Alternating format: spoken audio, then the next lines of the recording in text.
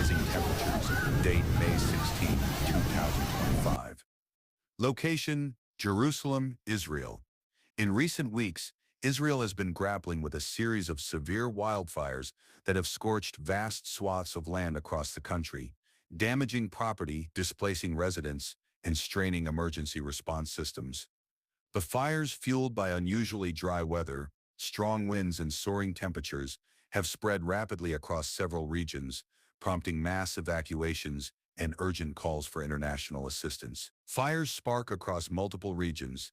The latest wave of fires began in early May, intensifying over the past week. Major outbreaks have been reported in the Jerusalem Hills, the Galilee region, parts of the Negev Desert, and near the cities of Haifa and Modi'in. Authorities have also responded to multiple blazes in the West Bank, including near settlements and Palestinian villages, raising fears of broader regional impact. In the Jerusalem corridor, firefighters battled flames that surged through the forests surrounding Beit Mir, Shoresh, and Nata. Residents were evacuated as the fire approached homes and threatened to cut off access roads. Aerial firefighting units, including planes and helicopters, were deployed to contain the blaze from above, but strong gusts of wind rendered some efforts ineffective. Evacuations and property damage. Thousands of residents have been forced to flee their homes as a precaution, particularly in areas where fires moved in unpredictably. In some locations, such as near the town of Kiryat Yerim, homes and vehicles were destroyed before emergency crews could reach them. At least 60 structures, including residential homes, agricultural warehouses, have been confirmed to be damaged or destroyed so far. Local municipalities have opened emergency shelters to accommodate evacuees. In Jerusalem, community centers and synagogues have been converted into temporary housing facilities. Relief organizations are providing food, clothing, and medical supplies to those affected. Emergency services stretched. Israel's fire and rescue services are operating with more than 1,500 firefighters, 300 fire trucks, and 14 activated and supporting operational professionals. Fires have placed unprecedented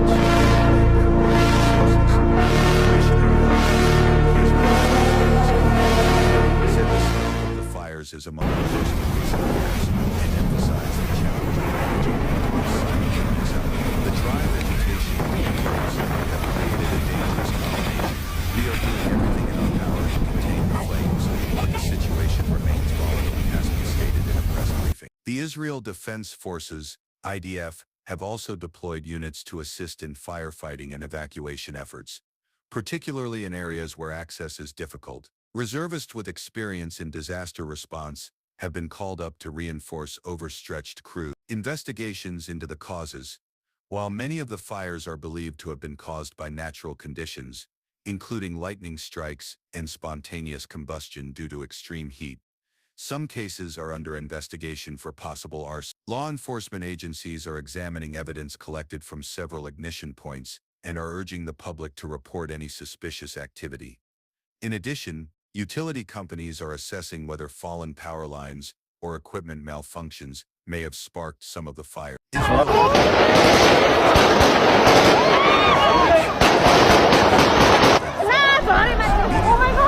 Conditions worsen outlook. Israel's meteorological service has warned that the combination of high temperatures, low humidity, and strong easterly winds is likely to persist over the coming day. Forecasters predict that temperatures in parts of the country will exceed 38 derj, 100 def, increasing the likelihood of new fires starting and making it harder to suppress existing ones. Meteorologist Yoav Zitun noted, "This May has been one of the driest in the past decade. The fuel load in the forests and fields is extremely high, creating ideal conditions for rapid fire spread. Without significant rainfall, the fire risk remains critical." Environmental and ecological damage. Beyond the immediate threat to human life and property, the fires have caused significant environmental damage. Thousands of acres of natural woodland, including parts of the Jerusalem forest and Carmel forest, have been reduced to ash. Wildlife in affected areas has been decimated, with many species unable to escape the fast-moving flames. Environmental groups have voiced concern over the long term. These fires are not only destroying biodiversity, but also contributing to increased air pollution and carbon emissions, said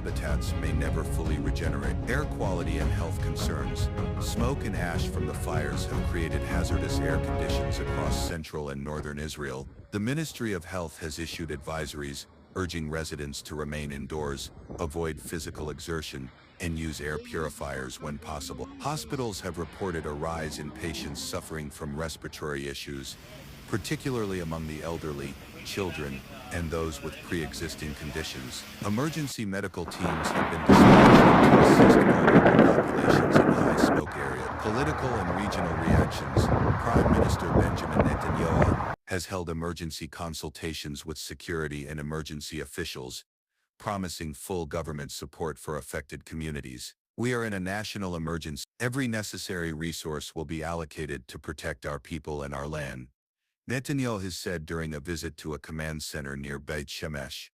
International offers of assistance have also begun to arrive. Cyprus, Greece, and Italy have sent firefighting aircraft and personnel. The United States and France have expressed readiness to provide logistical support and equipment, if needed. In the West Bank, both Israeli and Palestinian fire crews have coordinated in some areas to contain blazes near border communities. While cooperation remains limited, it has helped prevent fires from spreading into dense residential zones. Preparedness and long-term strategy. The severity of the fires has reignited debate over Israel's preparedness for natural disaster. Critics argue that the country has not invested enough in fire prevention infrastructure or early warning systems. Calls for increased forest management, including controlled burns and vegetation thinning, have grown louder. Environmental groups and some lawmakers are pressing for a national plan to address climate-related risks, citing a rise in extreme weather events. What we are seeing is not just a fire problem, it's a climate emergency, said MK Tamar Zandberg, a former environmental protection minister. We must adapt quickly or pay the price repeatedly.